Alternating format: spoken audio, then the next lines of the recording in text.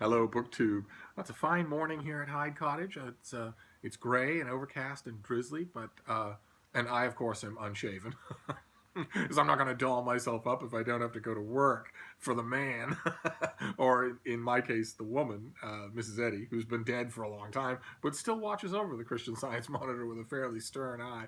I will clean myself up on Monday. Uh, and several of you have been emailing and texting and messaging and whatnot about Frida. The puppy is just fine. She's sound asleep, so I can't put her on camera this time. But she's growing and getting more advanced. Her body is coming together. She's developing an immune system. She's developing an adult metabolism that isn't, every 20 minutes. She's developing real teeth. And most importantly, she's developing a brain. Her synapses are coming together and making new pathways and getting more and more complex to the point where I don't imagine that it's far off when I'll be able to get her to understand me in a fairly direct way instead of puppies are kind of clueless. They're pudgy, fluffy little balls of cluelessness, and she's still that. But it's easy to see now that she won't be that for long. And that's very encouraging.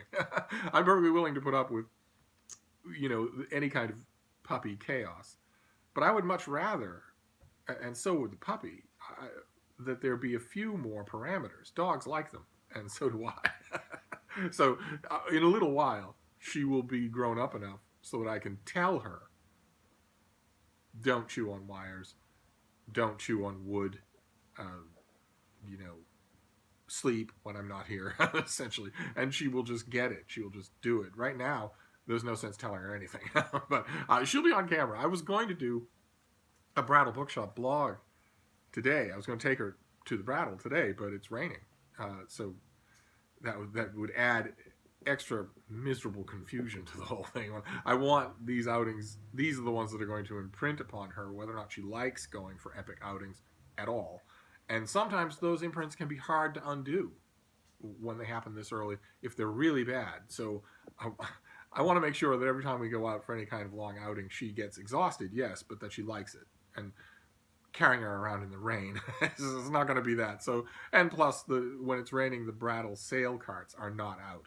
They're covered under tarpaulins, which removes a large part of why Steve would go to the Brattle as well. So we didn't do that. But outside vlogs with the puppy are forthcoming because even though she can't yet walk with me, really wherever I want to go, she's good for the little puppy bursts, and then she sits down and wants to concentrate on nothing, and then a minute later another puppy burst.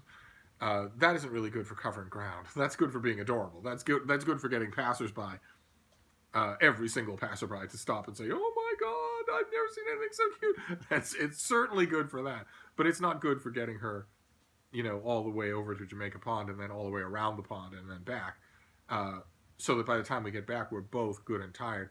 That's coming. That's not far off, but it's not here yet. But when those happen, you will be with us the whole way. But in the meantime, I have a small mail haul. It's only 2 packages, but they're both enormous boxes. So it's probably only 2 books, but it might be worth talking about. It'll just be a short video. And then I'm expecting a bombardment of mail. I was kind of expecting it would be this shipment, but if it's not this one, it will probably be the next one. And when we get that, well, we'll be in business, won't we? So here's the first box. We'll see what's in here. There's bubble wrap. That's going to be of interest to the puppy. And then here's the book. This is from Harvard University Press. Oh, all right, okay. I didn't know anything about this. Didn't know it was coming. This is due in early November, and it's actually, the subject matter is close to something that we've seen before. This is called "Enlisting Faith."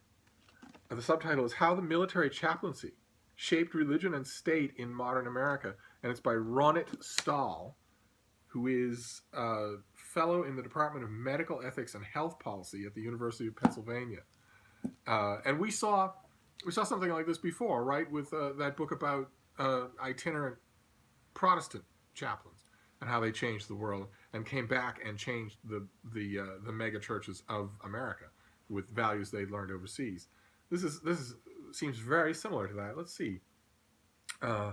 A century ago, as the United States prepared to enter World War I, the military chaplaincy included only mainline Protestants and Catholics.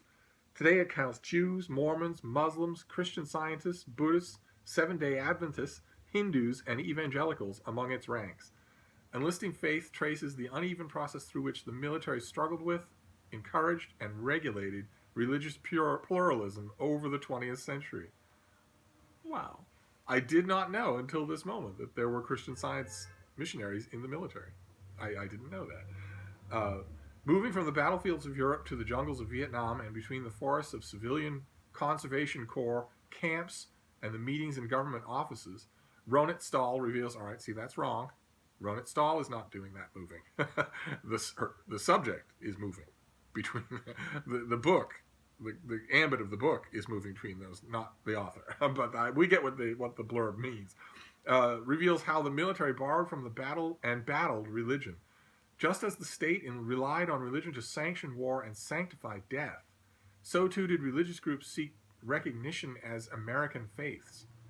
At times, the state used religion to advance imperial goals, but religious citizens pushed back, challenging the state to uphold constitutional promises and moral standards. Huh. Okay, so this is military chaplains. That's fascinating. Okay, so this comes out in early November. Did not know this was coming, and now I really want to read it. What a cover! Look at that. There are battleships in the background, but those enlisted men are at mass on a beach in some atoll somewhere. That's incredible. All right, and then we do this next box, and then we'll be done for now. What have we got here? Oh, it's huge, whatever it is. Oh, very nice. Oh, very nice. All right, this is this month, I believe. Yeah, this is the end of October. I've already read this, but I will happily read it again. This is the gorgeous finished copy of Abbas Amanat's Iran, A Modern History. Look at that. Boom. Oh, my. Okay, well, so this has... okay, it has inset pictures all throughout, and then an enormous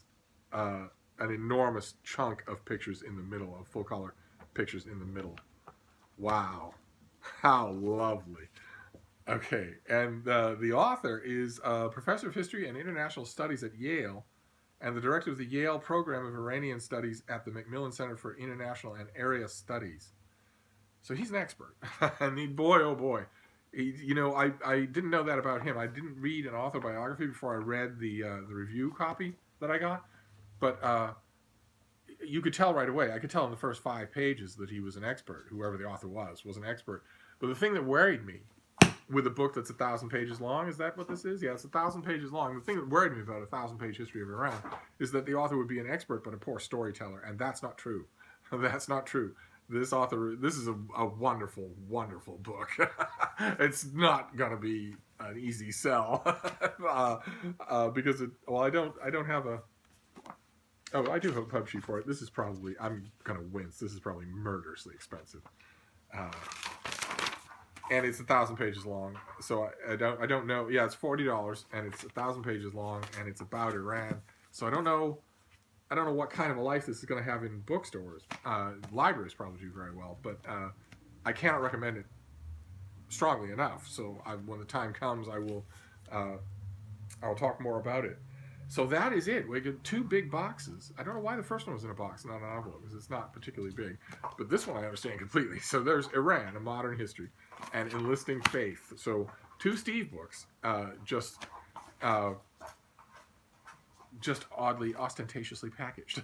That's all. So that's it for now. And I will be back with a lot more stuff. So I'll see you soon. Thank you, BookTube.